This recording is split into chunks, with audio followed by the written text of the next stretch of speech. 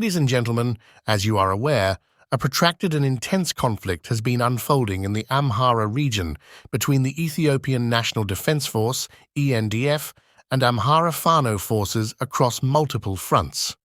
Recent developments indicate a significant escalation in hostilities, and we have received the latest updates directly from the battlefield, which I will share with you in this video.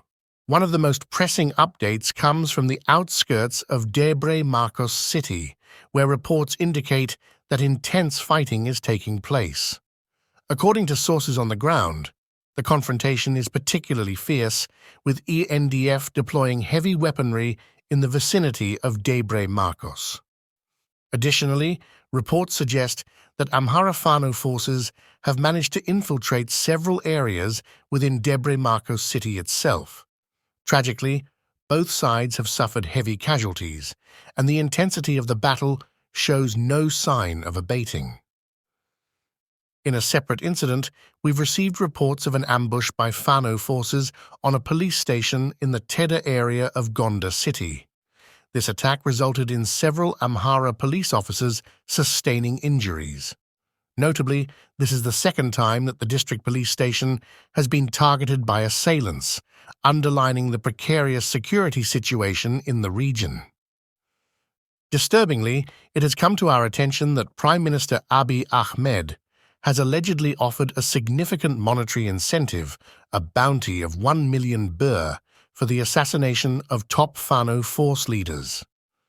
This covert offer is indicative of the high stakes and animosity characterizing this conflict. Furthermore, recent updates from the Adet Gojam and Debre Tabor areas situated in Gondar reveal a concerning development.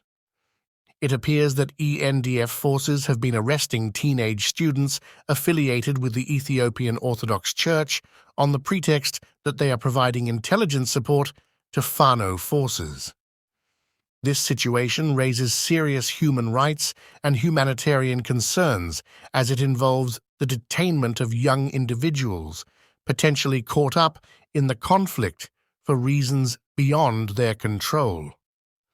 Djibouti has now joined Eritrea and Somalia in a unified stance, rejecting an appeal made by Ethiopia's Prime Minister Abiy Ahmed to grant his country direct access to a crucial port on the Red Sea, a route that ranks among the world's busiest for international shipping and commerce. A senior advisor to the president of Djibouti, Ismail Omar Guelleh Alexis Mohammed, made a statement in this regard.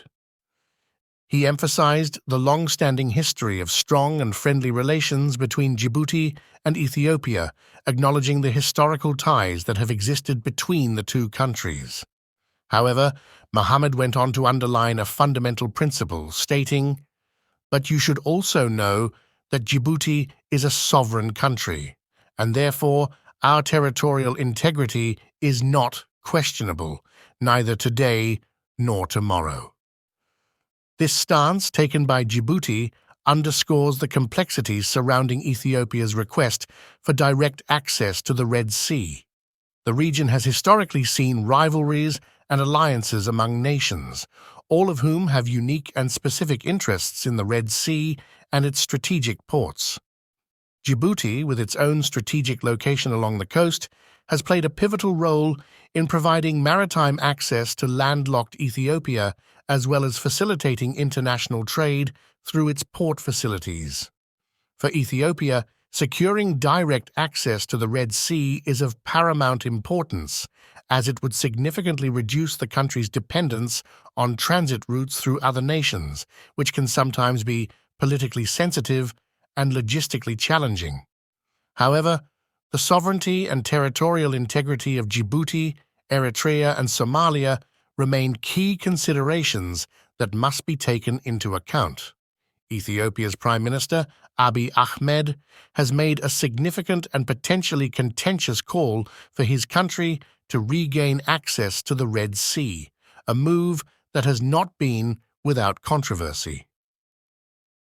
The issue at hand harkens back to 1993, when Eritrea seceded from Ethiopia, following a protracted and devastating war that spanned 3 decades.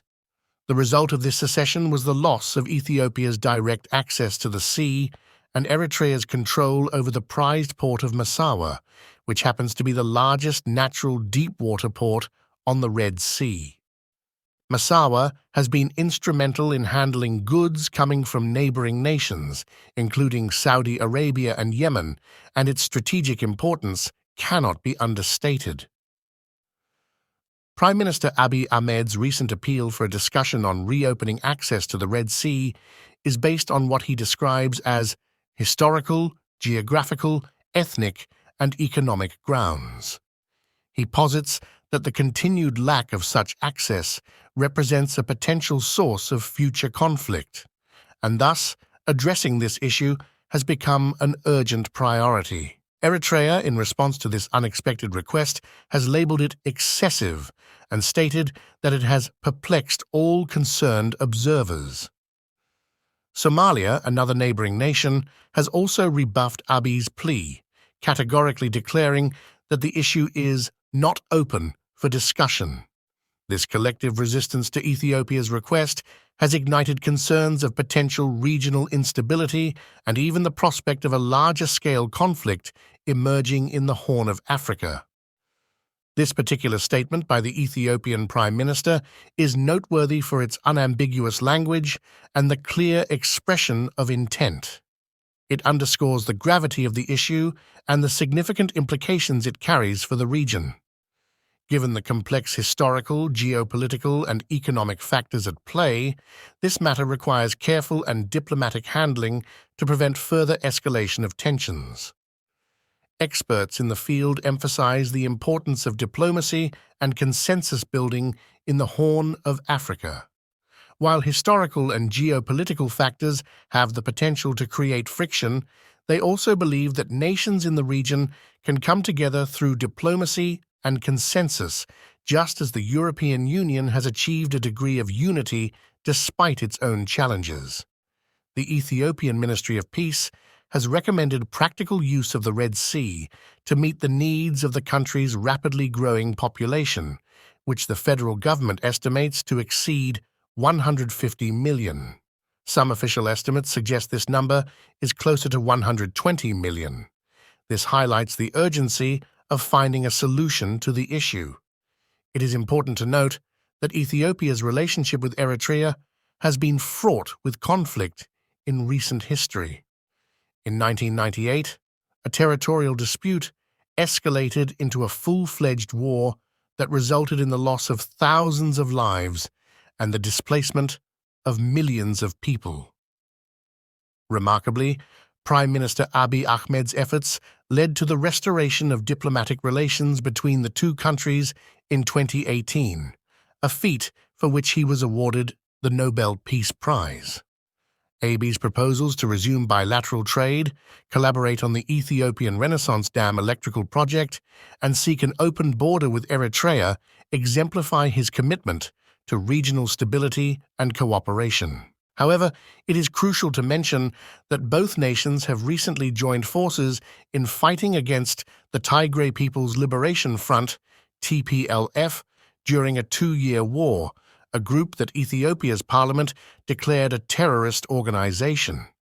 Since the signing of a peace agreement between the TPLF and the Ethiopian government, the relationship between Asmara and Addis Ababa has shown signs of strain.